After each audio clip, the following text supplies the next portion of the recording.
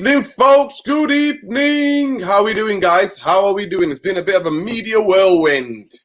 Obviously, the club doing whatever they do to manipulate the fan base. But welcome, guys. This is the Prem therapy. This is what it is. And then we're going to go and do a review for Villarreal versus Manchester United. Preview. Good evening. Big up to every one of you here, man. Pochettino's on the same level as he said trophies. It's just egos. Top four finish more important. Yeah, man. Say it, Rue Boy. Whiz one. You tell it, Rue Boy. Tell it. Big up everybody, man. Big up, bro. Big up Ali A. Big up Shivan Taylor. Big up. He's magic, you know. Mauricio Pochettino. That's what he said. I think that ship is sailed. Me personally, if you were to ask my personal opinion, that ship is sailed. Yes. Big up, bro. Big up, Mr. Ensing, man. Big up Flex 47. Love, bro. Love to all of you, man. Enough respect and love to people. Mighty Mundo is here. Mundo, talk to me. How are you, Mundo? Not too bad. How are you? I can imagine you were celebrating, but to be honest with you, was it to celebrate when the guys who are doing the coaching all stay in put? Ain't nothing going to change, mate. Exactly. Listen, first of all, the therapy army will like your reaction. Break it down for us. Obviously, because it's your little daughter Amal's birthday. Wishing Amal happy birthday. I hope she had a good one. But love and respect to her and respect to you, obviously, so you couldn't come because you had to play daddy. You are the daddy and you had to organize the birthday party and everything else. You had to take care of that. But go on. Give me your reaction to everything that's happened. It's as predicted, isn't it? I mean, there was after the Liverpool result, there was just no coming back. And the thing is that we had all that time over the international week to make moves, and they did nothing. And what did they expect to happen against Watford?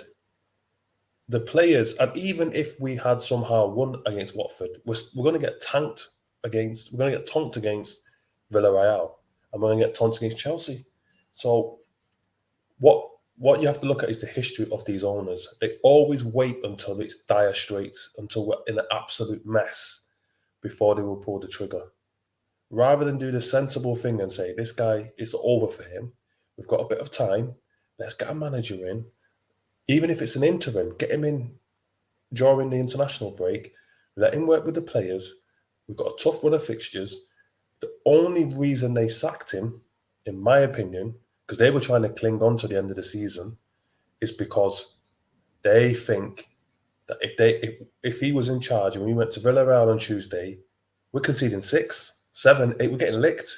So they pressed the panic button because they thought the Watford result, that they smelt the coffee then and thought, shit, we're going to Villarreal on Tuesday. That's our Champions League money.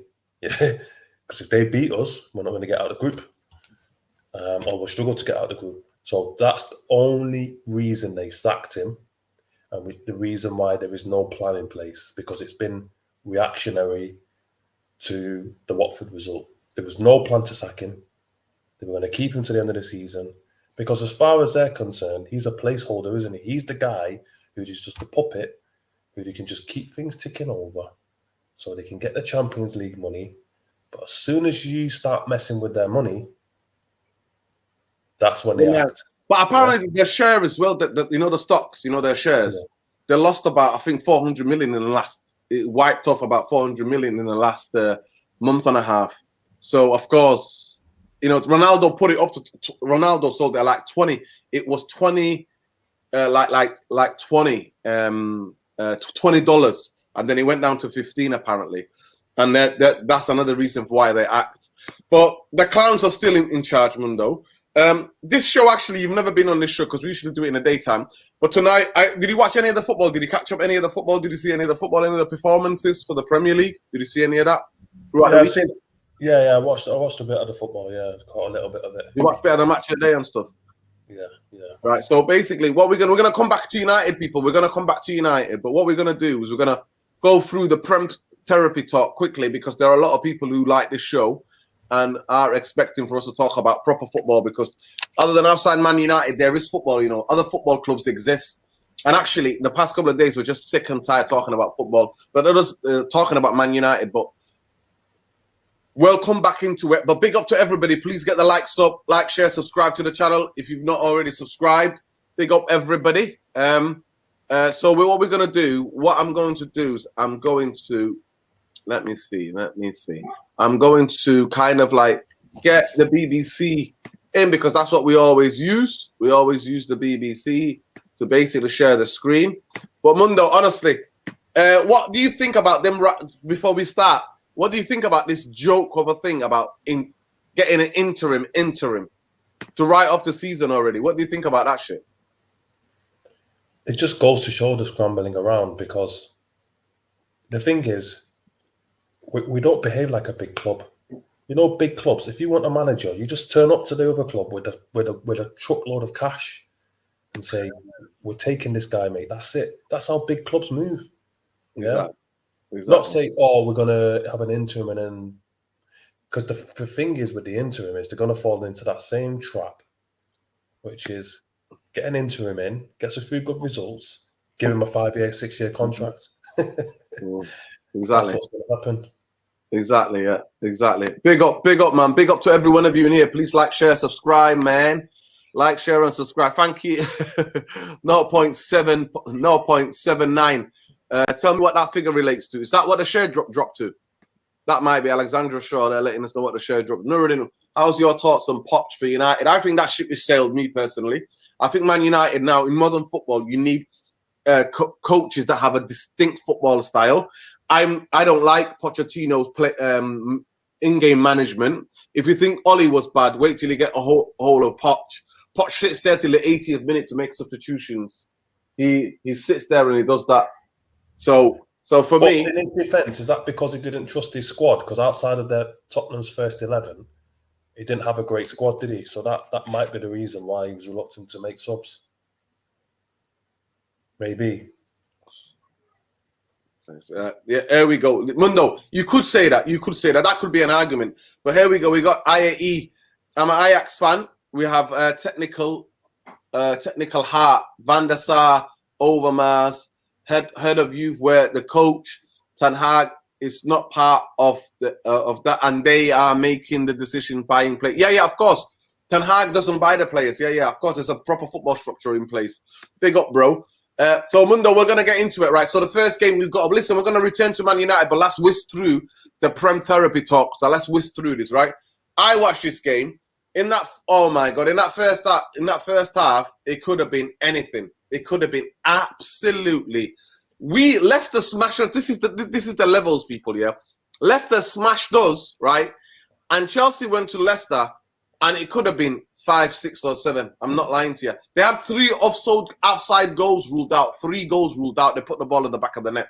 You see the different level of possession here, right? Possession. 62% possession. They mean nothing. Slow shots on goal, 16, 7 on target, 3 on target.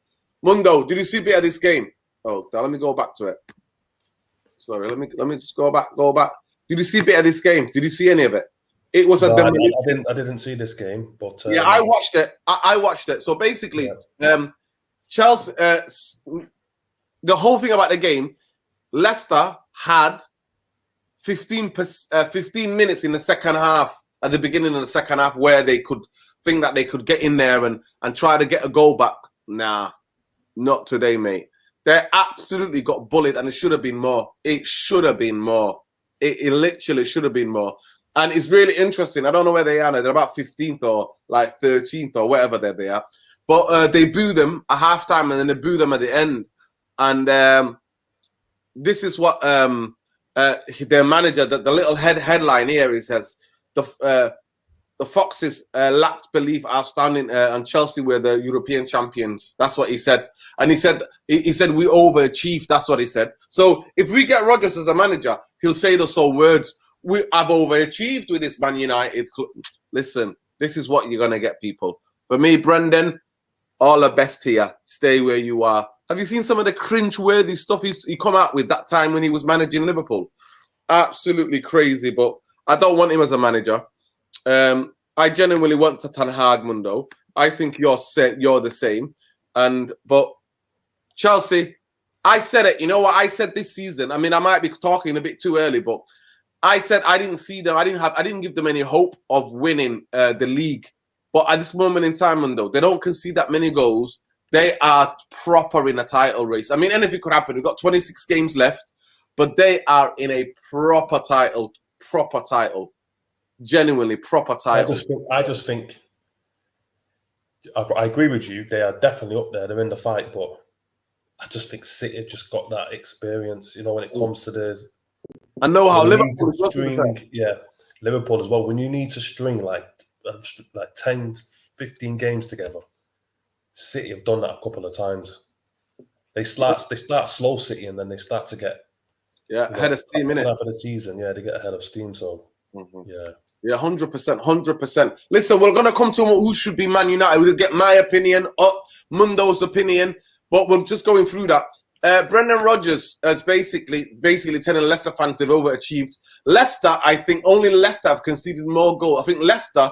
So in the list is Man United in the last couple of month and a bit. We've conceded this season. We've conceded the third least amount of goals, right? So the third most goals is Leicester after that, and then Norwich. So in terms of defensiveness, like qualities, he does not have a clue. At Liverpool, they were conceding goals even at the height when they were going for league titles, right, left, and centre. He knows nothing about a defensive shut-up and how to keep a clean sheet. So that ruled Brendan Rodgers out for me in terms of getting a Man United job. And at the end of the day, they've got 1 or 2 injuries, but come on. They're 15th or 13th or wherever they are. It's crazy. It's absolutely crazy. But Leicester, for me, defensively, wanting again, anytime they get attacked, every time Chelsea went forward, they would smashing them, mate. Smashing them. That's what was happening. So we'll go to the next game. And I think, I agree with Mundo. I do think still a bit too early. I always judge it after 15, 16 games to see where the table is shaping up. But 100% Chelsea are in the hunt. Make no mistake. Chelsea are in the hunt for this. Chelsea are definitely in the hunt for this. There we go. Stevie G. Stevie G, mate. There we go. Stevie G. I mean, in a time where we're absolutely struggling to see this absolute guy here, absolutely coming in first game, made literally Brighton tore them apart in terms of like getting into positions, but they just didn't have their shooting boots. And there you go. The longer they stayed in it, the longer this guy was going to get that smirk that he's got in his face now. And you got to give it, Walkin scored an absolute wonderful goal. And after that, it was only one team that was going to win it. But Mundo, what did you see about this game? But the thing is, Brighton gives every team a hard game because Graham Potter is a talented manager. You know, he gets his teams play good football. Yeah. And, you know, it's too early for Stevie G. I mean, how long has he had on the training ground with his players? So it's the result that matters for Villa at the minute because they were, 5 defeats on the bounce? Exactly. So it's all about getting the points. It's really interesting. Look at the breakdown here. Look, they've had 9 shots, 5 on target. And all that possession Brighton had, they've only had 2 shots on target. 2 shots on target. For me, it's like 9 to 6 here. The home team, obviously. But they just played counter-attacking football. That's what they played. And they kept it. I mean, there were times where they were quite lucky. Obviously, they got a fantastic keeper who made some really good saves. Mm-hmm. So Martinez made some fantastic saves. So it is what it is. But for me, Stevie G I rate him. I genuinely rate Stevie G because I've seen his Rangers teams in the Europa League, and I think he can do bits there if they back him properly. I genuinely think so. I genuinely think that. But Brighton, it was one of those days, man. It was certain they had all the possession, but they weren't firing. So it's one of those games for them. Burnley, this to me was the game of the weekend for me. Well, this was the game of the weekend. Honestly, it was an absolute mad one. And you know what? There's this boy here. Does he know how to score tap-ins? He doesn't score tap-ins, does he? Corney, the boy from he was amazing. I remember he scored a couple against City in the Champions League a few years ago as well. Exactly. Honestly, what an absolute game. It was like a boxing match. It was end-to-end. It was such a full of like chances. And at the end, to be fair, the 3-3 was a fair result. But there you go, Palace 61% possession. They had 18 shots. Can you imagine that? Away from home, 18 shots, 8 on target, 9 on target. So look at it. Look at that. Like one had 15 shots, the other one had 18 shots. Like what? 17 shots on the goal. I think about 10 of Burnley's shots were bloody headers, isn't it? Because they were just bombarding them in the air. 2 of their goals were headers. But I do think there should have been a red card for the Crystal Palace play. It should have been a red card, I think, because he pulled him. He pulled Woods, didn't he? He pulled Woods. And I think on another day, VAR looked at it and thought 6 half than the dozen, but I thought he pulled him back. And I thought that, you know what? It could have been a red card. It genuinely could have been a red card. And at that time, red card, free kick, obviously. But 10 men, I think they could have got the winner. But they were unlucky. But I've got to say, even Burnley are playing very attractive football at the moment. Have you seen their style of play is slightly different? They're a bit more attacking, Mundo. Have you seen the way they try to construct the play? They're not just hoofing it all the time. Have you noticed that? Yeah, but I've noticed that quite a bit with Burnley, that they can play, they can get the ball down, but it's when they get to the final third that they start to lump it into the box. But the build-up, the approach play to the final third is quite good, especially when you got Dwight McNeil as well, because he's a baller, isn't he? So yeah. But I don't want to bring it back to Man United, but that's one of the other reasons why I thought Ollie had to go, because when I'm seeing teams like Burnley and Crystal Palace playing better football than us. Facts. Honestly, it was Anderson. Anderson who should have gone. Who should have got a red card? The expert Fulham centre half. He's playing quite well. He's coaching staff, and he's the only black manager in the Premier League. Oh my gosh! So I'm always keeping an eye on their results, and they play fantastic football. By the way, have you seen Pantecte? They're getting some really. He's been on fire. It looks like back to the Villa form that got him the move to Liverpool. Do you remember him? Yeah, he's getting on the end of things, and Saha's like looking good. Saha strike at the end, Mundo. Did you see it? Like 5 minutes to go. Yeah. Saha let it rip. It beat the keeper, hit the bar. So very much unlucky, man. Very much unlucky. We move on to the next game quickly, because the sooner we move along from this, then the quicker we can talk about dreaded Man United. And again, another 3-3. Have you ever seen 3-3 in 2 consecutive games, like 3 o'clock kickoffs? I don't think I've ever seen that, Mundo. Have you ever seen that? Maybe in the 90s. Not recently. I've not witnessed that. Guys in the comments, let us know, what was the last time you had 2 3 o'clock kickoffs that had 6 goals? You know what I mean? 3 odd score draw. Again, Newcastle looked like attacking wise they were going for it. The thing about Brentford, which is really fascinating, that in the beginning of the season, defensively, they were super tight. Now they're conceding goals right, left, and centre. But what, again, end-to-end, very open game.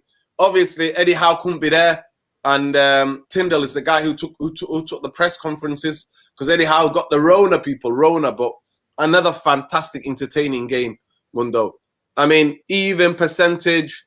Wow, Newcastle had 23 shots on goal, 9 on target, and then they've got 10 and 4 on target. But bloody hell, every time Brentford went up the pitch, though, they could have scored, and every time Newcastle went up the pitch, they could have scored. So it was like a pinball of a football game. But Newcastle, you can see already that I don't think they've had 23 shots this season alone. I don't think that under Brucey. By the way, Brucey's one of the people that's been considered as well. Don't get giddy, people. Don't get giddy. But it is what it is, Mundo. What do you think of Brentford? Do you think Brentford need to tighten up if they really want to definitely cement a place this season in the Premier League? I think so, but the thing about Brentford is they're pretty good at home, aren't they? Their home form's pretty good. So I think for those teams that are promoted, that's the key in it. But winning your home games and picking up the odd point on the road. But San Maximan yesterday, he tore them apart, didn't he? I can't still believe he's at Newcastle, to be honest. I think that's far below where he should be. He gives teams trouble every time. The only thing about him that he's very injury prone, isn't he? He's very, very injury prone. Yeah. That's the thing about it for me, is that he's always injured. So, but for me, definitely they're going to be more attacking, but they're going to also concede goals. It'd be really interesting how much money Eddie Howe gets in how much money he gets in the January transfer to buy a couple of centre halves. I do think Newcastle need a couple of centre halves, and I think that they might need a CDM as well, a proper CDM that can protect. We'll see. Watch this space, people. Look in January. Look how much they back Eddie Howe, because it'll be a calamity being taken over like that, and then for them to go down into the Championship, it'll be an absolute calamity.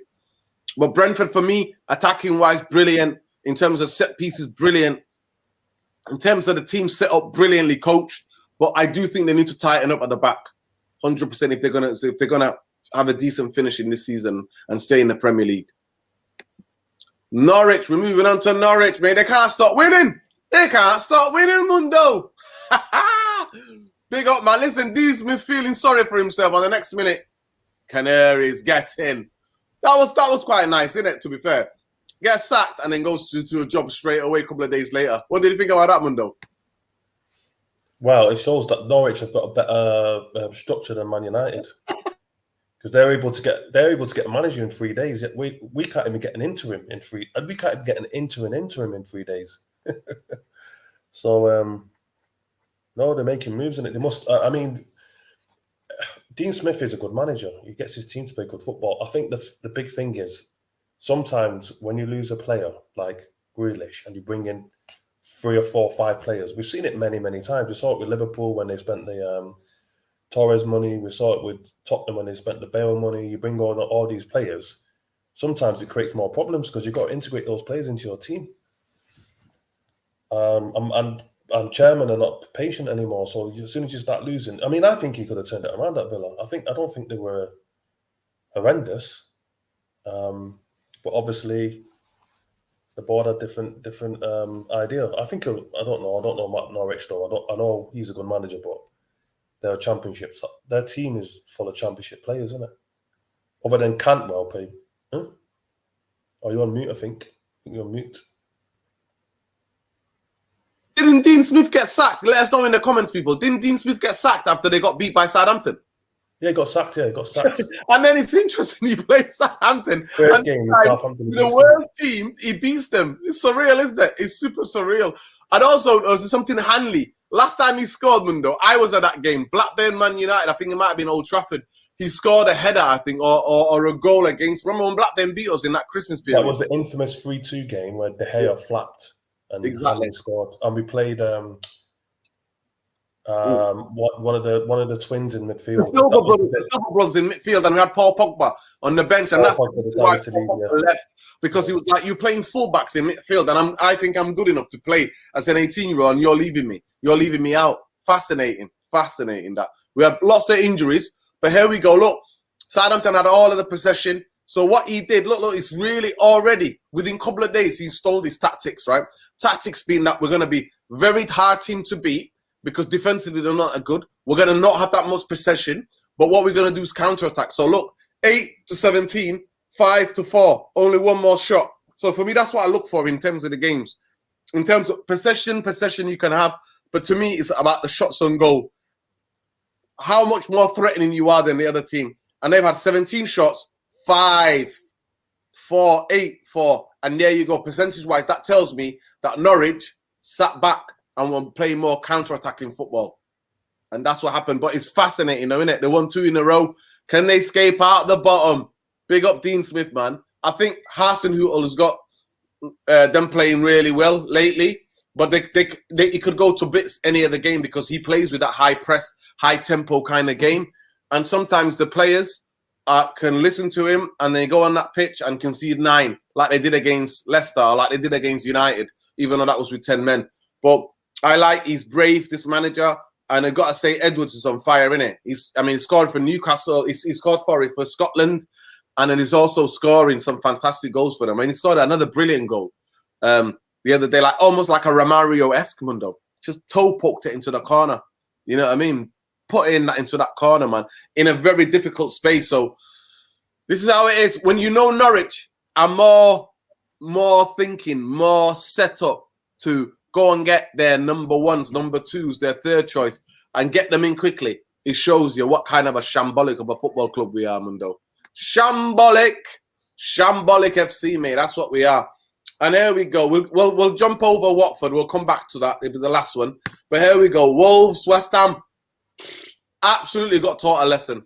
Absolutely. What I watched in the highlights, I didn't even see them have any chances at all. They got absolutely taught a footballing lesson. You know what I mean? For 52% possession, look, 15 shots on target. On goal. 5 on target. 3 on target. But it looked a lot more than that.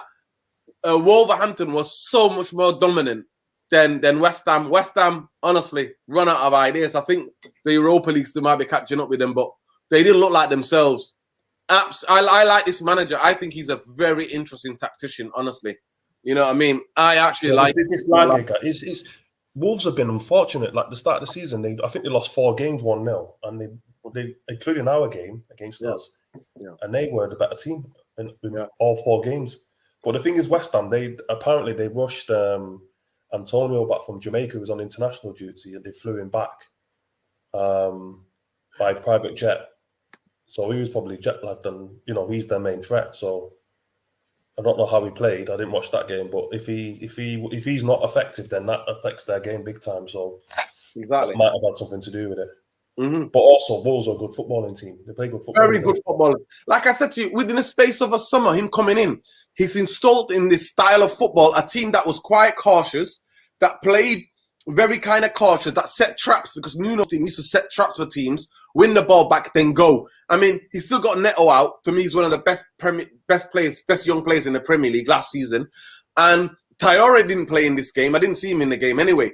And it just, and I'm so happy. I'm genuinely so happy for Jimenez. What a finish. Podence played fantastic. Jimenez, what a goal. What an absolute goal. So definitely big up. Absolute. Watch out for this kind of man. Bruno Lage, mate. Don't sleep on this guy. Tactically sound. Technically very gifted. You can see that the Wolves players know exactly what they're doing on the ball. And they are front foot attacking football. That's what they are. Only wish we could get that at United. After 9 years, Mundo, we're still waiting. We're still waiting, Mundo. We're still waiting. But let's move on to the next game. Because we want to talk about, want to do a bit of a build up to what we think it could be the biggest game of Man United for a long, long time. This to me was a standard. I knew Arsenal were going to smash, because Liverpool, big teams, that's how they bounce back. They got beat, was it 3-2, or when did they get beat? 3-1, they got beat by West Ham. This is how big teams bounce back after a super disappointing loss where they didn't play that good at all. And then this Muppet Arteta here gets him rattled up. Then the fans come in, and then his team starts getting smashed right, left, and centre. Did you see that, Mundo? I saw the highlights, but I didn't see Arteta's meltdown. So basically, the first half an hour, Liverpool, Arsenal are comfortable in the first half an hour. Sometimes going long, sometimes try to play through the back. The Liverpool press wasn't working. The crowd were quite silent at Anfield. Then this Mane jumps up for a header with I think it's a Japanese or Korean player. Japanese defender, yeah. Yeah, the Japanese defender. He basically jumps up with him. It's like an honest kind of header, but you need your arms to levitate yourself in it to get the header. He catches him. This here, little Arteta goes crazy. This little toy here goes crazy. Goes crazy. Then Klopp's like, what are you talking about? They both start screaming and shouting. Like, their coaches are holding them both apart. They try to go in each other's faces. Soon as after that, about, I think, a minute or something later, bang, 1-0. Then the crowd are into it. Next minute, 1, 2, 3, bang, bang, bang, bang. And next minute, it could have been 5. He made some good saves. What's his name? Ramsdale. Ramsdale had a worldie and conceded 4. Exactly.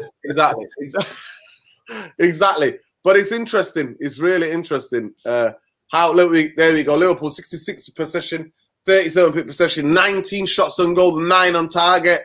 There we go. 3 on target. I didn't really see any of their on target shots, to be fair.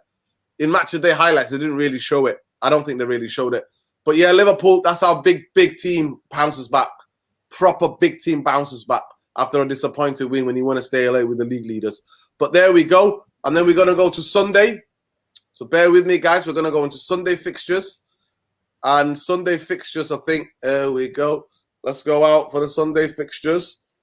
There we go. Let's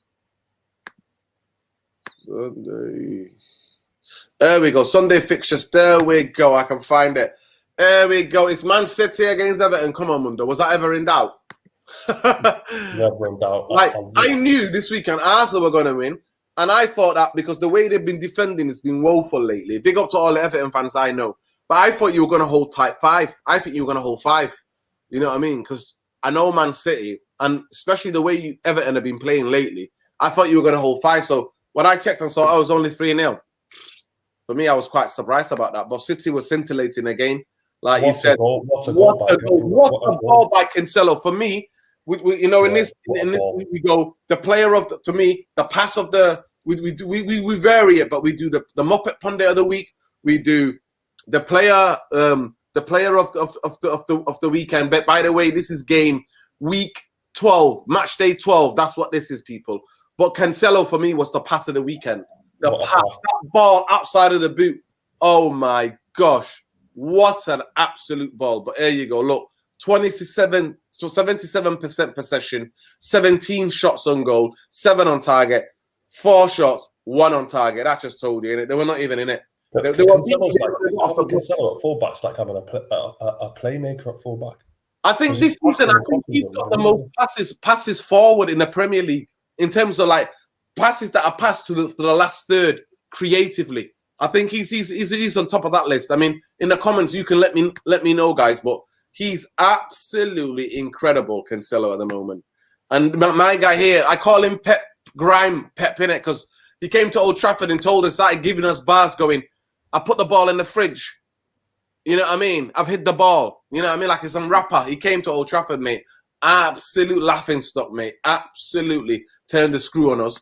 But Everton, at this moment in time, I think Rafa's in trouble. Do you think Rafa's in trouble? Yeah, I think in January, I think Rafa needs to get back to basics and starts playing something like the football that he used to play with Newcastle, where everybody defends. You know what I mean? Everybody's defending because they're just leaking goals right, left, and centre. Well, Rafa, if you don't be careful, you know, Evertonians, you know what they're like. They're going to say he's the guy who's come to destroy us. He's a plan that's sent from Liverpool fans. So Rafa's got to be careful. But for me, City looks scintillating for me. And their goals, not one of them was a scrappy goal, was it? They didn't do scrappy goals, did they? It was 3 fantastic goals. It's got to be said. We've got to be fair here. This is the unbiased Prem therapy, people. So and it looked like they got another gem as well. I think his name is Campbell or something. Yeah. That kid, yeah, he's been with them for a long time. You see the turns? Did you see the turns, Mundo? Yeah. Cheeky turn. I was watching the highlights. At first, I thought it was De Bruyne. I thought Yeah. And then we go to the last game of the weekend, people. Antonio. First half was a game of 2 halves, guys. It was a game of 2 halves. Literally, Mundo. It was that cliche, a game of 2 halves. First half, all Leeds being on the front foot, Leeds pressing, Leeds centre half swapping over, doing all sorts of things. Did not let them play. Spurs looked like they were shattered. Spurs looked like they were shot of confidence. Spurs looked like they were drained, like the pressure was getting to them. Second half, 30 seconds, first 5 seconds, 8 seconds, shots are bombarding the Leeds goal. And next minute, there you go, they take it away from them. But it is what it is. Big up Dan James, you know what I mean, one of our former players. Dan James, I don't think he was good enough in terms of the quality, but he gave it his all.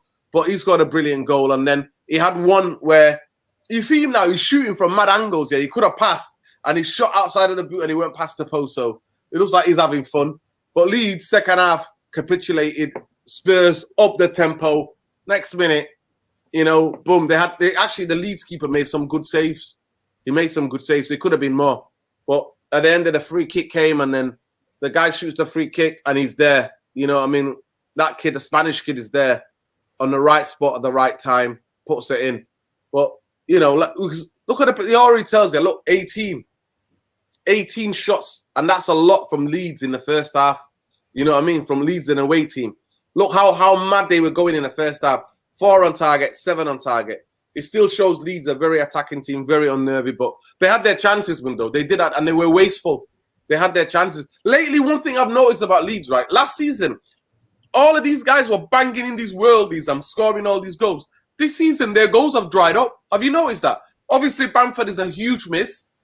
Huge miss, because he was a central kind of striker. But I've noticed that the other guys are not scoring those worldies that they were scoring last season. Rafinha and Harrison were the two that were supplementing Bamford, wasn't it? But I think he adds a lot to the team, like he's pressing and everything. He's pressing. Yeah. He holds the ball up, Mundo. He holds the ball up. He plays on the last shoulder. You know what I mean? He's technically gifted footballer, man. Technically gifted footballer. And then, least but not least, not last people, we go back to that game, don't we, Mundo? We have to get back to that game. What, obviously, you were busy with the birthday. Oh, God. Mundo was too busy with the birthday celebrations. Well, Mundo, if there was a game to miss, I'm telling you, if there was a game to miss, man, I'm telling you, this game was the one to miss. Absolute shambolic from beginning. You know what? I watch Man United games religiously, yeah, and under normal circumstances, even with a children's party, I would have found a way to kind of sneak off or see bits of the game. Mm-hmm. But because I knew that it was after seeing what I've seen this season, I thought I'm not going to go out my way, because I just knew it's going to be not going to be enjoyable. And look, lo and behold, we get thumped 4-1. 4-1. And that's to be fair, it was a game of two halves before the red card, because we came out and in the second half, and I always said, when you attack Watford, and we can check out my tweets out, people, I was like, as soon as Van der Beek scored, I was like, don't be surprised if we win this 3-2, because when you attack Watford, they're shaky. They can't defend, right? And I'm telling you, Man United could have won that game, right? It would have still papered over the cracks, but you see it. Look, Watford 39 possession. First half, they were dominant. They didn't carry possession. We just had possession for possession's sake in the first half.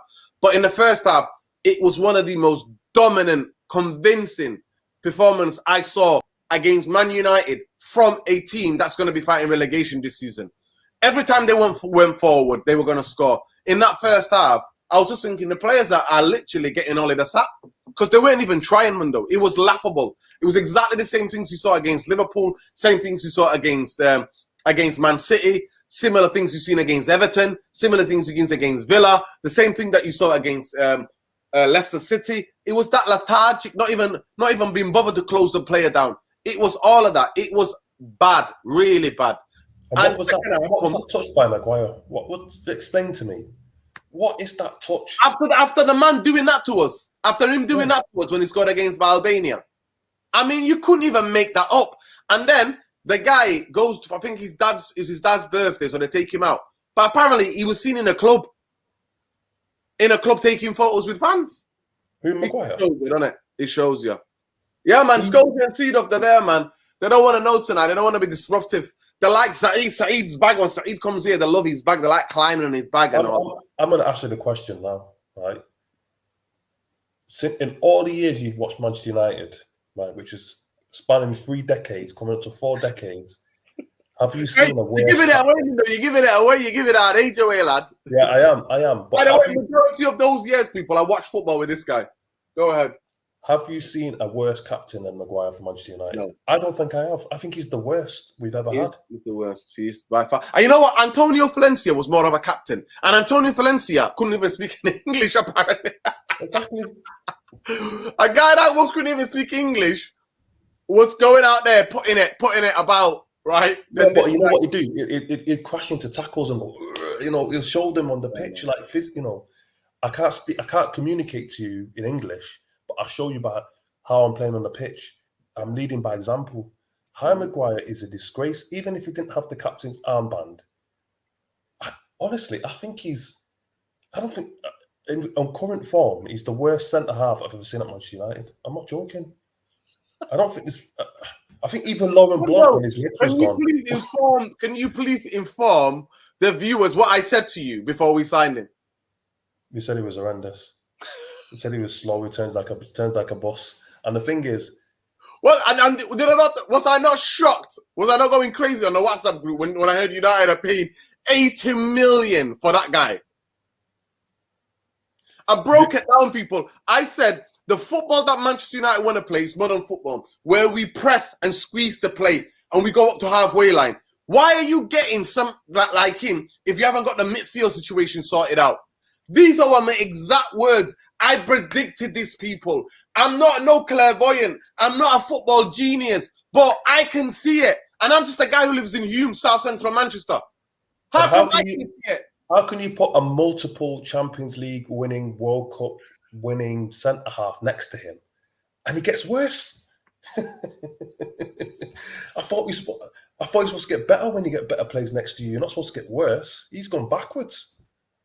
Mundo, it is embarrassing. Embarrassing. I said, honestly, Leicester City every day go and train in their training ground. Guess who paid for it? 80 million. United had to give them 80 million up front. Not in payment, 80 million there and then. There and then, people. Because they knew they'll build a statue in the boardroom of Leicester City. There's a statue of Maguire.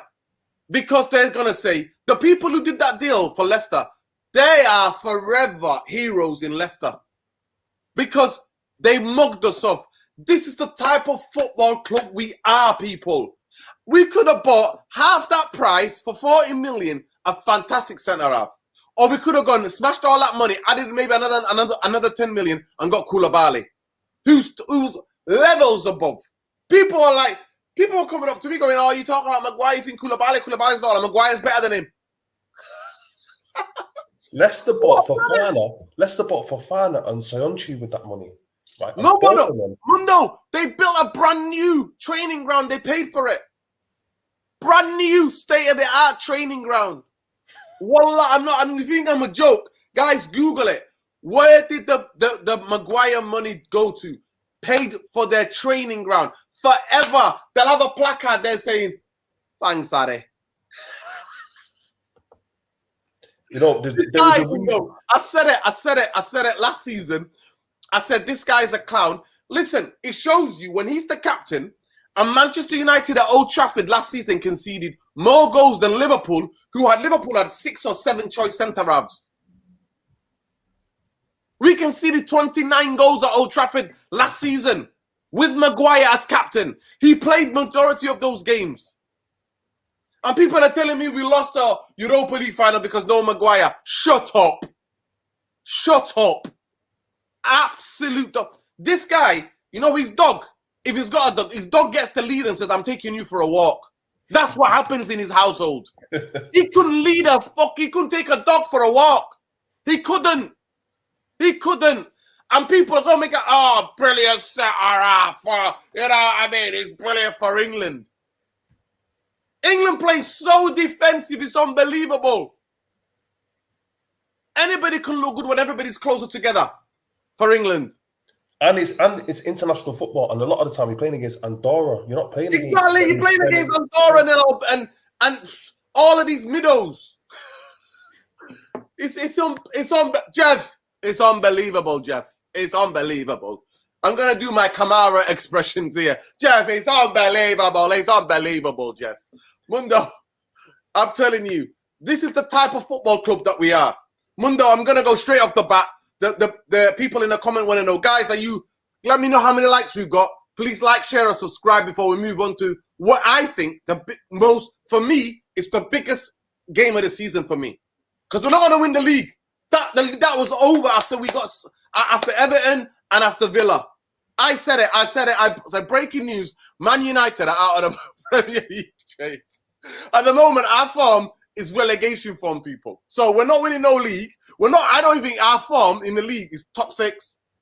It's not even top 6. I get top 4. So, Mundo, tomorrow for me is the most important game. But before we do that, give it to me. Who do you want as manager? Do you think Pochettino is the right guy for Man United? I think everyone's dream is Ten Hag, but I think realistically, if Ten Hag comes in, it would only work if he's in the right structure. I think people who go against Poch are harsh on Poch because what you got to look at with Poch is this. He kept Tottenham competitive for 5 years and he spent no money. And he took a youth team player, Harry Kane, and turned him into a world-class striker. And who was Son before Pochettino got hold of him? Yeah. And he had a midfield of Musa Dembele. Not Musa Dembele. The Musa Dembele was a good player. The other Musa, what's his name? Oh, I know you're talking about. I forgot. Yeah. Go on. I know you're talking about. Go on. Yeah, the guy can't shoot. Yeah. Look at the team he had. And when he had Rolls, Walker, Vertonghen, and Alderweireld in defence, and Ericsson and these guys, Tottenham were a very good team. And he managed to get that team, dragged them to the Champions League final. So I think... Mundo, let me stop you there. Comment of the night. Manchester United are the George Bush of football. War criminals. Football criminals. Big up Asul Productions in there. Big up, bro. Listen, make sure you follow me back. I'm going to tweet that and I'm going to retweet it, bro. Trust me. If you follow me on Twitter, Mr. Structure, tweet that and I'm going to retweet it, bro. Big up. That's the comment of the night. Go ahead, Mundo. But the thing is like, and I'm not judging him on his PSG stint because I think PSG is the club where managers go to die. Because don't matter who you are, if you've got a philosophy, it ain't working there because they got guys who don't track, don't defend. Right? Yeah. They're just like Harlem Globetrotters. Yeah. So I'm not judging him on that. I think he's a proper coach. I like him. I think that it's not a bad shout. Ten Hag I would go for personally, but I wouldn't be sad if we got Poch. If we got Poch, I still think he's a good manager in my view. Mm-hmm. Mundo, I've got some stats for you because for me personally, I think that ship has sailed. Me personally, I think football, even in the time that Poch has been, football slightly changed, right? Now systems are the most determinant things. He's got an interesting style of systems. In terms of in-game management, his tactics is tactically quite good because I've seen him change formation, I think, twice or three times against Liverpool, especially one game at Anfield. Remember when Harry Kane missed the penalty? Oh, yeah. In that game, I remember watching that and seeing how he changed shape, changed the formation slightly to stop Liverpool at certain times of the game. But for me, the biggest thing is when it comes to substitutions, I'm always watching managers when it comes to substitution. This Pochettino sits there till the 80th minute to make a change, where it's so obvious even from the first half that player is having an absolute howler, right? He sits there, waits. If you think Ollie was bad, it's horrendous. Also, having a look at some of these things, right? I always thought, because obviously Spurs are they're an underdog team. They had no pressure. You know what I mean? So he could get away with murder, right? The players all entrusted because he improved them, yeah? But have you seen his away record win percentage, Mundo, against the top six? Yeah, it's poor. Yeah, I know it's poor. He's won, I think, 3 out of so many, out of 27. 27 defeats. That's away to Arsenal, to Chelsea, to Liverpool, to Arsenal, to Man United. Absolute dog. And for me, I can't take that, Mundo. I'm sorry. For that alone, 2 things for me. 2 things. He doesn't make the substitution. He doesn't act quick enough to make the substitutions where it's glaring for everybody to see that that player, or he can tinker with a formation, right, left and centre, but he doesn't do that. And his record against the big clubs for the team that went to the Champions League final is atrocious.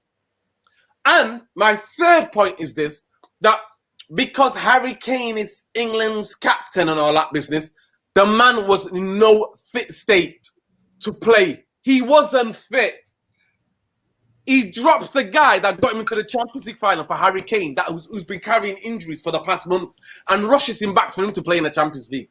I'm sorry, Mundo. When you're the manager, you've got an opportunity to win a massive trophy. If you are in doubt, you bring Harry Kane on at the end or towards sometime in the game, right? But you start with a team that got you to the final, unless there's injuries. And for me, because they didn't want to end up, because he's like a flavor of the month in it at that time. Oh, Pochettino, look at his amazing achievement. He couldn't bring himself about for the journalists to write, England captain dropped by Poch and Spurs lost. No, you could bring the player on. They were technically, literally playing with 10 men in that final, Mundo. Come on, we watched that final. Harry Kane, the ball was bouncing off him, right, left, and centre. He couldn't even control the ball. It's not his fault because he's not fit enough. And you've got the guy whose goal took you to the final, and he's sitting on the bench. And that season as well, they had a system because they were a very fast counter-attacking team, especially when they were with Son. Who else was the Danish guy there? Ericsson, yeah. Ericsson, Mora and Ali. These guys were like bang, bang, bang, and they played so much better without Harry Kane because Harry Kane hogs the ball and he drops him. For me, that's honestly one of his substitutions, his win percentage against the big teams, and his in-game management in terms of not making substitutions. But for me, the biggest decision of all for me was that game, Mundo. Why are you playing a guy who's not fit, who's going to contribute jack? That is a disservice to the Spurs fans, disservice to the team, disservice to the players on the pitch. It's disservice to Harry Kane himself. I get that, but I think it's harsh to judge him on that one game just because managers have made mistakes. Mundo, I understand that. Listen, go ahead. Yeah, no, I'm going to say Jurgen Klopp. If you think about Jurgen Klopp when he started at Liverpool, a lot of Liverpool, before he won his first trophy, first 2 or 3 years, a lot of Liverpool fans used to complain about him. He never makes substitutions, this, that, and the other. Because I think personally, he didn't trust those players outside the first 11. Yeah, he didn't have a good enough squad. But the difference between Levy and Liverpool's hierarchy is that they backed Klopp. Right, they bought him a £75 million centre half and a £70 million goalkeeper, whereas Daniel Levy didn't want to put his hand in his pocket. Right, so at the moment we don't really know how good Klopp can be. Poch can be because I don't think he's ever been backed properly. So, not that our born are great at backing managers, but we've got a really good, but we've got a really good squad. So I don't know. I think the jury's out on him. I wouldn't rule him out. I don't think he's as bad as some people say he is. Yeah. But he's not the ideal man. I get it. Right? But Mundo, what am I talking about? Mundo, what am I talking about? Our remit for our owners is top 4. Yeah. He's proven to get teams into top 4. So that's the remit. So that's why it works. For me personally, Ten Hag is the guy because in modern football, you need a distinct style of football, the system. And what would happen with Ten Hag coming? Straight away, Man United fans will see a system and you can take players out, bring players in, but the system functions, right? Works. Then he'll be enough. People go, he's not going to be able to manage big egos. The big egos are leaving anyway. If we're in a Europa League next season, Ronaldo's not going to stay around. That's an embarrassment. Pogba's gone. Van der Beek most likely is going to go. Martial most out this door. Who else is going to? Matic is... Come on. They've got to get rid of Matic. Like, it's unbelievable. Maguire, for me, I would get rid of him, me personally, because I'd be like, I'll take the cut. See you later. Who wants him? Chelsea want him? 50 million. Give us 50 million. Well, I'll take the 30 million loss all day, every day, Mundo. Because Thiago Silva might be leaving at the end of the season. Give him Harry Maguire, man. Seriously. You know what I mean? I would do that. Happy to do that. But this squad is not going to be here. But Ten Hag, for me, modern football, coaches, managers are vital. Back in the day, Mundo, they used to be the professionals. They used to be like the big characters in the dressing room, used to run the dressing room, and they would go out there and give it their all and all of that business. Modern football's not like that. Life has changed. Footballers have changed in terms of their outlook. It's all about the agents. It's all about social media. It's all about money and how I look. That's what it is now, right? So it's not about people breaking their backs and sweating blood and tears to get on the pitch. Those days are done. They were in the 90s and in the 90s and 80s. That football is not there. Now, the role of a coach is vital. It's so vital because him as a leader, him having a distinct ideas, Mundo, and a philosophy, a way of playing in a system, then the players will see the coaching sessions. They will be like in awe because of the amount of pile of coaching they've had to put up with, right? They've been putting up with those ones that have been there for years, and they will see that clearly. And then the fans will get behind that football, and then any player try to be bigger than and better than he is. The most of the fans are like, let him go because we've got a system. We will have a system. You know why? You know why you spot on with that? Because I read a report, right, where apparently there's sources, so it's the players, are said in the press that Manchester United's training is very basic, the style is very British, and it's not in line with modern coaching. I mean, I don't need the players to say that. Mundo, I can speak with my own eyes. I've been saying that for a long time. Mundo, It's British United style football. Do you remember about 18, 16 months ago, the group chat when we're talking, and I was like, if Ollie's going to be successful at Man United, all of these coaches need to head out. Did you not? Maybe you were saying it as well, to be fair. We were all saying it. 16, 18 months ago. Like, if Ollie's going to be successful at this football club, Ollie's get modern, progressive coaches. One experienced European coach, another one that's quite modern in his innovation. We didn't get that. He calls them the best in class. Majority of the coaching staff that are there are the ones that sent Cardiff down and the ones that he got from Mulder. What does that tell you? What does that tell you? And apparently, and I don't know how true not one of those coaches, Mundo, not one of those coaches has ever been involved in a title contest in any of the top leagues in Europe. Not one. Yeah. Relegation. But the thing is, and I'm not sure how true this is, but they're saying that also that he was offered the opportunity to replace his coaches. Yeah, Mark Ogden, ESPN, yeah. I saw that. Yeah. He said, no, my coaches are world class. So you live by the sword, you die by the sword, mate. And the thing is that the ironic thing is that he stood by them, yet he's the only one who's lost his job. There we go, Mundo. Where's the integrity? Mundo, if me and you went and got a job somewhere, we were there 3 years together, you get the bullet, do you think I'm going to stay? Do you think I'm going to stay around and go, all right, Mundo, I'll see you later, pal? What the hell? Exactly. Why am I going to stick around? And at other clubs as well, when managers leave, you always, it's like the whole backroom, they announce everybody goes, don't they, generally speaking. Mundo. And then they get someone to babysit the club until they get the new manager in. But Mundo, I'm hearing reports that Kieran McKenna and Michael Carrick will be staying with the interim manager and the future Man United manager. Because they're the Man United DNA. They spend so much on marketing, the bankers. No, we need a clear out. It's rotten. They need to get rid of it. By the way, the player was Sissoko. That's the other player that they were telling you about. Musa Sissoko, that's it. Musa Sissoko. The Watford captain, how can you forget him? The Watford captain. The team that just hammered us 4-1. You know that he's the Watford captain. Yeah. That's the thing. The thing is, I mean, Sissoko. If you offered me this a question, Rodgers or Pochettino, I'll take Pochettino all day, mate. All day. I'll take Pochettino all day. But I don't think Pochettino's the guy for me. PSG hierarchy are evil and corrupt. Oh, okay. Listen, at the end of the day, you have got my opinions. My opinions is not more than any of you guys.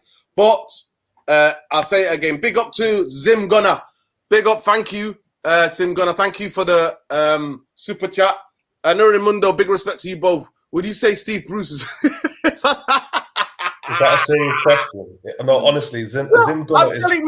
According to the BBC, he's one of the... Apparently, when I looked at it, when I researched it a bit more, it was Bruce's people, his agent, and that linking him to the interim job.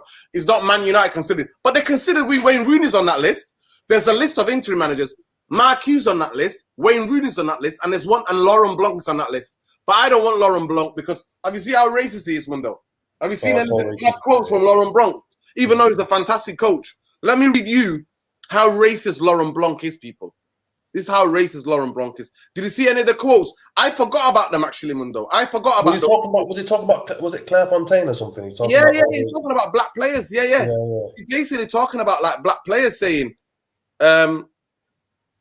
basically saying that players don't, you know what I mean? This is what he said. This is what he said, yeah? Let me get this up, right? This is about, he's talking about I think, did he manage the French team? He did, didn't he? Or PSG, he managed PSG. This could be when he was at PSG, or did he manage the French team? I don't know. I might be mistaken. In the comments, let us know, people, right? But this is what he said. He said, you have the feeling that we're producing really only one prototype of a player. Big, strong, and fast. And who are big and strong, fast players. So this is the French translation. So I'll start again. you have the feeling that we are producing really only one prototype of player, right? Big, strong, fast. And who are big, strong, fast players? The Blacks. That's the way it is. That's the way things are today. And then he says, I think we need to... oh my God, I'm not even going to repeat what that word. But anyway, he says, refocus. We need to refocus above all for boys 13, 14, 12, 13, introduce other parameters and adjust it to our own culture. That's what I was the word. I was like, what does that, Mundo, tell what people mean when people go culture. What does that mean? That means white culture. Yes. That's what it means, yeah? So he says, I'll read that again. I think we need to refocus above all for boys 13, 14, 12, 13, introduce other parameters adjusted to our own culture. The Spanish say to me, we don't have this problem. We don't have any blacks.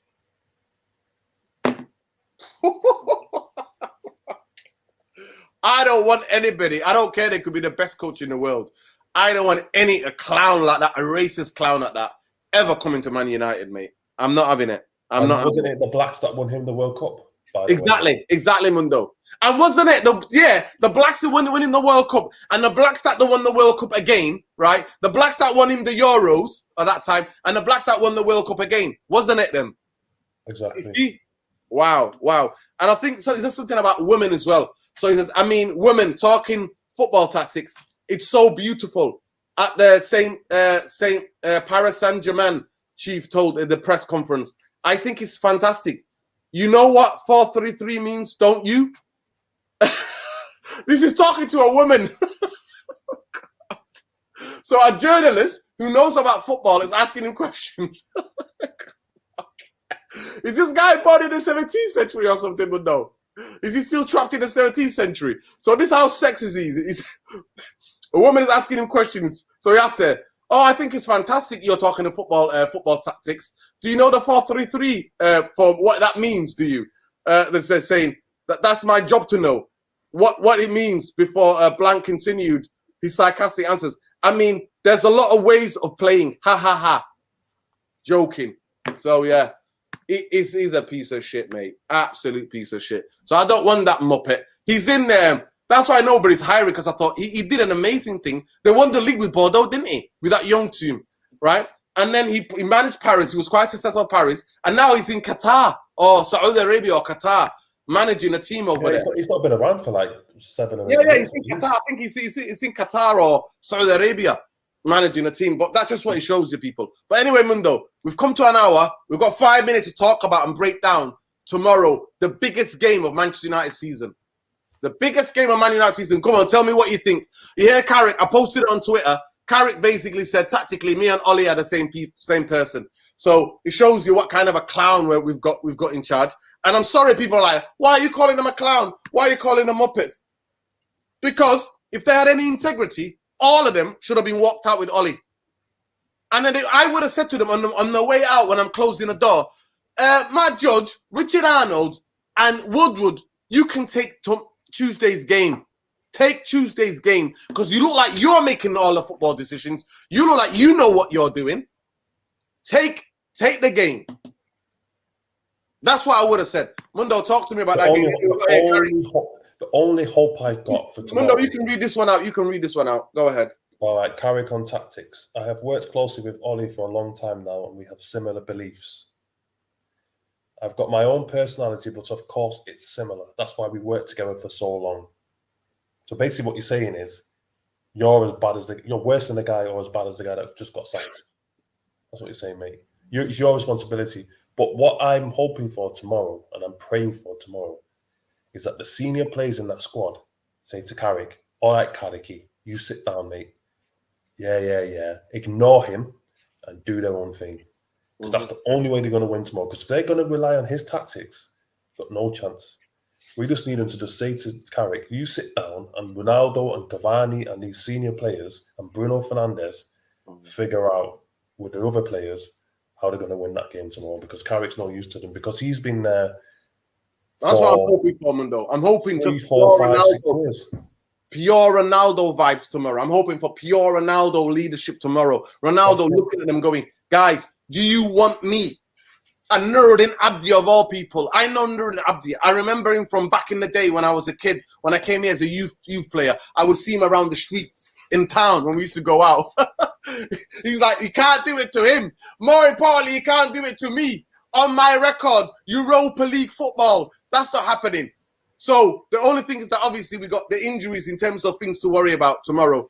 Pogba's still out. Rafael Varane still out.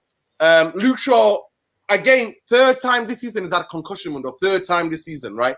I think he's just making it up as he goes along. Mason Greenwood obviously is going to be out as well because he failed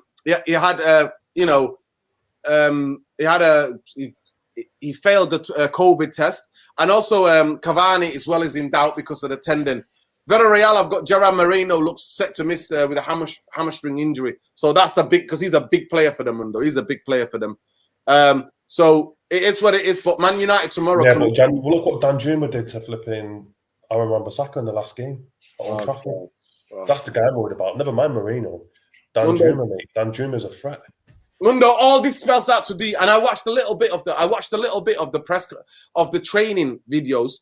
I saw Michael Carrick whispering to McTominay. So all that means. This means, guys, this what Carrick is saying here. It means McFred is at the wheel tomorrow again, people. McFred is at the wheel. Maguire, I won't play Maguire tomorrow. I'll play Bailly. I'll play Lindelof tomorrow. And I will play Telles as well, Mundo. That's what I would play. I will play Telles tomorrow. And I will play 3 in midfield in more disciplined roles. I will play Donny. I will play Bruno and Matic. That's who I'll play tomorrow, me personally. I play those 3 in midfield and the 3 up top. Rashford on one side, Martial on one side, because Rashford is still, I don't think he's fully fit in terms of coming back from that long sustain. And they had the illness that he had already because he didn't go to England as well, innit? Martial on the left, Sancho on the right, Ronaldo up front. What do you think of that team? Yeah, I think so. Yeah. I think that could work. I just think we need players that can retain the ball. That's the only way. Yeah, and that, but when you play Matic, Van der Beek, and Bruno in midfield in three discipline, discipline. Yeah. None of this one Bruno behind us. None of that, Mundo. None of that. None of these 2 holding sitting guys. I don't want any of that.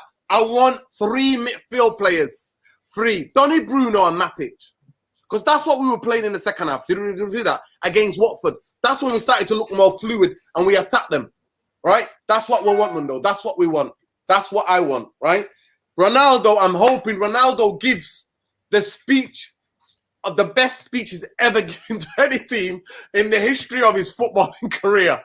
Basically, Ronaldo acts as a player manager tomorrow. That's what I'm begging. The best thing that Ronnie can do tomorrow is tell Carrick to sit down and be quiet. That's the best thing he can do. Right? That's what he needs to do tomorrow. Forget everything else. Right? That's his number 1 job. Ronaldo walk into that dressing room with a cup in his hand, grab feeling, right? Get Matic to grab feeling, right? Carrick and that Kieran McKenna guy, pin them all against the wall, slap them all. Just because the bankers have told you you're in charge. You're not in charge, you donkeys. I'm in charge, and this is the tactic. This is how we're going to play. I wish that would happen. I wish. Because for me, the reason why I think Mick Phelan's a clown, Carrick is a clown, Kieran McKenna is a clown, they are being responsible because they do that. Mick Phelan, but except for the Carrick and McKenna, have been responsible for the most atrocious coaching in football history. It's all coming out, Mundo. Basic stuff. None of these guys have ever coached at a higher level for a team that was going for big trophies. They haven't. Dog. Absolute dog. But anyway, that concludes to our end, guys. Ten Hag, I think with Ten Hag, we could go places. I think he's first on the list at Man City when Pep leaves. I think he's first on the list. I think Man United would fail to regret it. Van der Vaart came out tonight or early this evening and said that Ten Hag would be interested in going to Manchester United as a manager. Ten Hag is, of course he would be. Of course he would be. So that's what it is. Like I said, for me, last thing, Mundo, what did you think of the PR stunt that they pulled with the Ollie interview? Because that's what it was, guys. I keep it real with you. I think that was a disgrace. I'm sorry, but why are you sticking a camera and a microphone? Talk to me, Mundo. I've never seen any manager get sacked and come out. It's like reality TV. Honest to God. Mundo, Mundo, you missed the show last night, but I titled it Netflix Special. We are the Comedy Club Netflix Special. I said that, but go ahead. You know what? It's like some football show you see on Sky TV. You know, like Footballers' Wives or some dramatic football show. How is the manager? He's been sacked and he's coming doing that interview. Mundo, you know why they've done it, don't you? That was absolutely masterclass from Neil Ashton. They've done that when even they had to come out and clarify. You know, Mundo, we know how these people work. You know when they have to come and get it and say, well, Ollie asked for it. We didn't make him. Why would you say that anyway? Even if it was Ollie that asked for it, why would you say that? Why are you so quick to deny it? And even if he did ask for it, you just sacked him. You know, you say, listen. In a month's time, we'll come and see you in Norway. We'll do a podcast and we'll do it. Mundo, what did they do that for? Neil Ashton and that guy who does the algorithm and the social media set that up. Why? Because so many United fans were celebrating. And the other Ollie insexuals, there was a war between the Ollie outsexuals and the Ollie in, right? People were celebrating because everybody thought that his old coaching staff are going to go. And some of them celebrated a bit too early, right? Because to me, it's never been about Ollie. It's been about the clowns who run this football club, who make the football decisions. They have zero qualifications. But to protect them, Neil Ashton embarrasses the guy and does an interview with him so the Ollie insexuals go, oh my God. Listen, as we speak right now, there are parents in the UK, 6th or 7th richest country in the world, where their children are going to bed starving. Ole Gunnar Solskjaer is a multi-millionaire. He's getting paid still another 7 million to go palmed off. They asked him to do that so that, what can they do? So that the focus is not on the bankers like Ed Woodward. It's not on Ed Woodward. Instead, the conversation becomes, Ole Gunnar Solskjaer, look how he's getting emotional. Listen, Ollie, you were stubborn. It's backfired anyway because everybody's slaughtering him for it. Everybody's saying, what a stupid stunt. Mundo, this is some sort of reality TV. It's embarrassing, the dramatics of it. You were lucky, Ollie, to manage Manchester United in the first place. You're getting paid. You become a millionaire, multi-millionaire. You were coming out. I mean, to me, why would you let a guy who came out with Jeff Shreves saying, I'm sorry, I didn't mean to laugh. Why are you explaining yourself as a Man United manager to a Sky journalist, whether you laughed or not? Why are you saying sorry to him? A deer caught in the headlights, and guess what? Not even anything or looking back, what could have gone right, what he tried, all of it was, I made friends, I made more friends, I need more friends in here, I need some more friends in there. That's what it became, Mundo. It was a total embarrassment and a lot of people are like, look at this guy. We know the guy cares and loves about the club. He didn't love it and care about it enough to have integrity like Gattuso did and walked away. Instead, he was humiliated. It was a death by 1,000 cuts. And these bankers were embarrassing him until he left the club and put money on it. They would try to milk any sort of DNA. Look, feeling bad, sorry for him. Ole Gunnar Solskjaer is going to be fine. Nobody died. Nobody died. Millions of people get sacked unfairly all over this world. Like I said, children, there are children, parents. He wasn't sacked unfairly, though. He was sacked fairly. You are watching their children starve.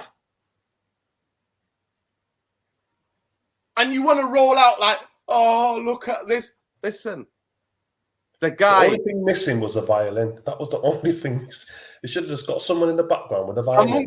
When I've tried to point that out, people are calling me heartless. The biggest thing I ever said to you, all the time when you were like, Nuruddin, this guy's not it. He said it to me 2 years ago, Nuruddin, this guy's not it. I was like, Mundo, give him a chance. Let's see if he gets his players in. Let him get his team in. and then we can judge him fairly. Because the Glazers have not backed him to first transfer, second transfer. They didn't back him fully, right? And I was trying to protect Ollie and try to explain that the reason why let him get his team. And now people are calling me heartless because I'm pointing out the PR propaganda spin. Manchester United are number one. Every other year, Manchester United would win the treble. If winning, being the best PR football club in the world, right? Best PR football club in the world. If that means collecting trophies, we'll win it back to back. Nobody else can ever beat us in that. Nobody. You've got Man United, the only club in the world that employs a guru, algorithms guru, that advises the club and players when to react on social media. It is beyond me. And people are calling me heartless. You know what was heartless? Not sacking him after Liverpool. That was heartless. Dragging it on. Sending him on holiday. That was heartless. Bringing him back for him to stumble on his words like a deer in the headlights, apologizing to Jeff Creeps on Sky Sports when he's the Manchester United manager. That was far more embarrassing. That hurt me more than him getting emotional. And none of you will ever see that.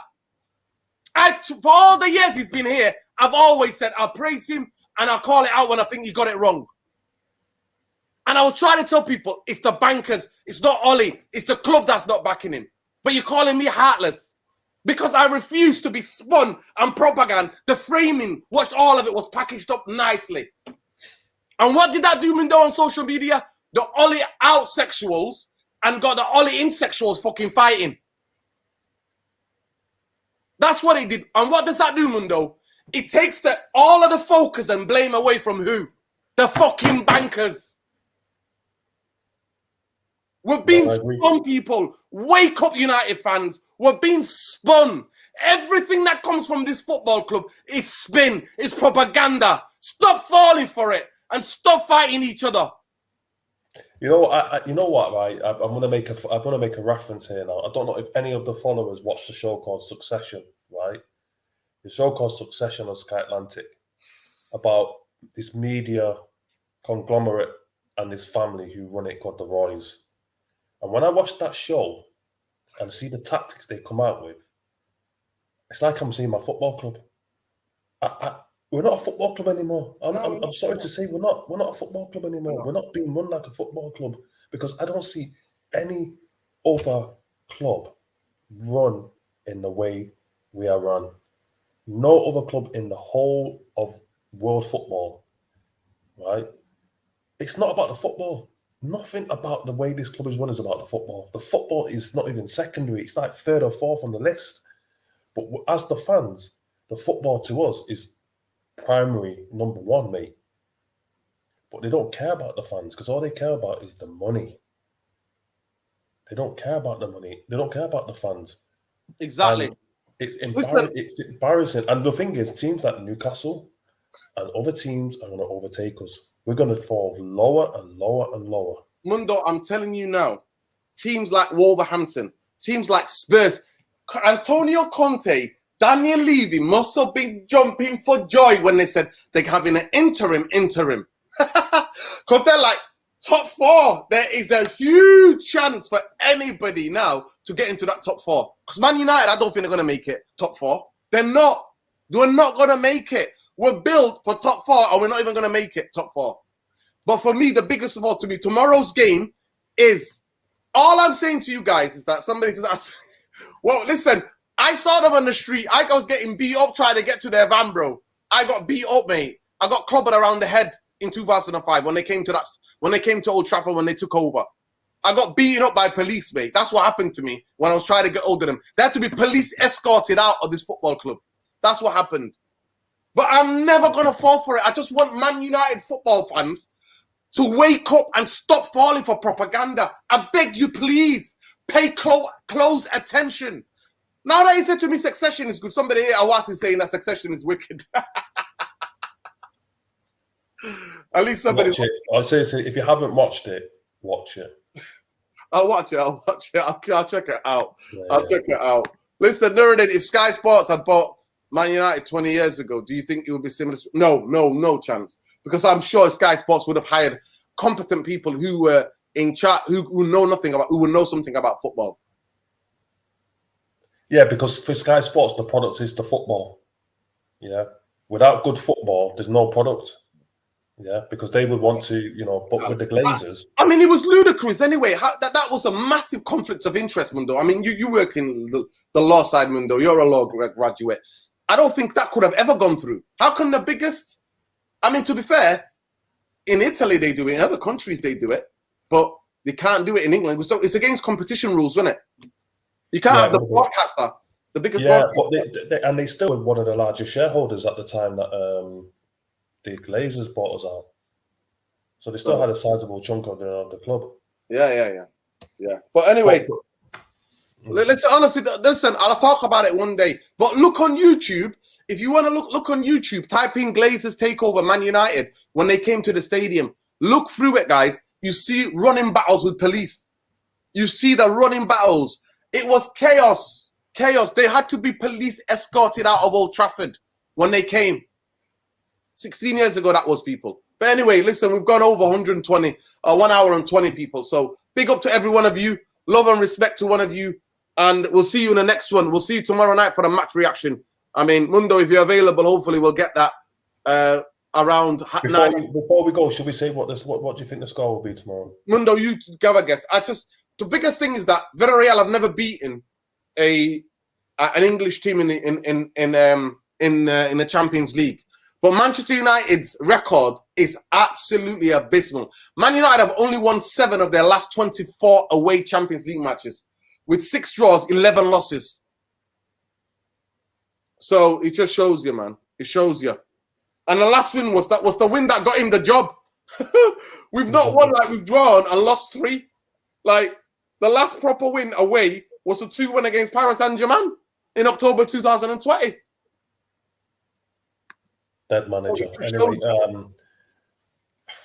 I hope, Mundo, I'll be ecstatic tomorrow. You'll see me so happy. The players owe us this one, man. They owe us this one. Just get the 3 points. I think we might get a draw. I think we might escape with a draw. Well, as long as we don't get beat, because if we get beat, people, it's Europa League. It's Europa League, people. Because we're relying on other people. We're relying on Atlanta result and the Villarreal result. Yeah, because Atalanta played Villarreal last game, don't they? Exactly. So Atalanta are 2 points behind us, so if Atalanta would have to beat Villarreal. If we win tomorrow, it's a big result, massive result. Because I've told you guys, Therapy Army, I've said to you before, I'm not watching this. Mundo, other people might have to do the match previews or whatever. I'm not involved in Europa League. I'm not bringing myself to it. I'm not letting the therapy out. I can't do any therapy for Europa League, people. I can't. I'm sorry. One of you have to put your hands up. I'll send you the logins, and then you can then go right ahead and talk about the games. Yeah, if we lose, then we need to finish 4th in the group. We can't go Europa League. Mancini. Europa League. To be fair, I don't count City as rivals. So Mancini, Mundo, would you have Mancini? I'm not sure. I would have Mancini more. Mundo, I would have Mancini more than Pochettino. I'm sorry to say, I would. I think Mancini is suited more to international football. Maybe you're right. But if he didn't do great with after he left City. Where did he go after City? He went back to Italy, didn't he? Did he go back to Inter? I don't know. I don't remember, Mundo. I don't remember. I think he might have been Inter. Yeah. Yeah, he did do too great the second time round. Logan Henry, Mr. Bean's in the house. Big up, Mr. Bean. Is that Mr. Bean there? Photo there. Is that looks like Mr. Bean? Who does that look like? I don't know who that looks like. That looks like a Mr. Bean setup. But I don't remember, Mundo. But I've always liked Mancini's team. They always play good football. Oh my God! There we go. You're not the Sentiment FC. Scozy, come and say goodbye to the people. We've gone way overboard, people. It's almost 25 minutes. Mundo, please let people know where they can find you. Mundo, Mighty Mundo on Twitter. You catch him with the United Real Therapy. And yeah, he's a father. He's got 2 little kids. And here he is. He's here this late. We're getting him chatting about Man United till 10:30. It's way past Paddy's bedtime because his kids will be waking him up at 6 in the morning. Well, thank you, Mundo. Really appreciate your insight. Like I said, Carrick, I think, said it. Tomorrow, I'm expecting McFred, mate. And I don't want to see that. I want to see Bruno I want to see Van der Beek and I want to see Matic. That's what I want to see tomorrow. But it is what it is, people. Love, light, always the bankers out, Glazers out, and all these other clowns who got no integrity that stayed when Ollie walked, like it's all Ollie's fault. When Kieran McKerran. And how can you stay when you do the coaching? How can you stay? Is beyond me. Yes, Mr. Bean, big up. Big up anyway. Love and respect to you all, people. Love and respect. Listen, that guy is a Wikipedia. That's what I'm saying to you. Jose Mourinho now is a gimmick guy. Buying this kid shoes. Oh, if you get the winner, if you score, I'll buy you some shoes. That's all this gimmick. This guy used to be a serial winner back in the day, Jose Mourinho. And now he's just a gimmick guy, mate. Gimmick. The guy who absolutely conned the Glazers and the bankers, played him, lived in a hotel, waited till he got bullied him into getting him, giving him a new contract. Then walked, then said, see you later, and took 20 million. 20 million. 20 million there paid him out. 20 million. Anyway, big up to everybody on it. Mundo, go on, last word for you. I was going to say, if they can pay out Mourinho 20 million, then they can take 10 million and go get us a new manager. Go and get Ten Hag, mate. Yeah. Give Ajax 10 million, 10, 15 million. They'll give us Ten Hag. No problem. No problem. They won't do it. They won't do it. They want some puppet. They're going to find some puppet because I'm just not confident about who they're going to appoint. The way they've handled things so far it's been Mundo, we have been ricocheting from one bad decision since the day they let Moyes take the job. We've never recovered from that. But anyway, we'll lose or draw, people. Glazers out. Please, Ronaldo and the boys. Please, I beg you tomorrow. Forget whatever. Just do opposite everything Carrick and McKenna tell you. Do the opposite, please. Let's get 3 points by any means. Take care, people. Good night. Say bye-bye, Scholesy. Scholesy's like, I've had enough. This United talk. I'm not there anymore. I've had enough. Take care, people.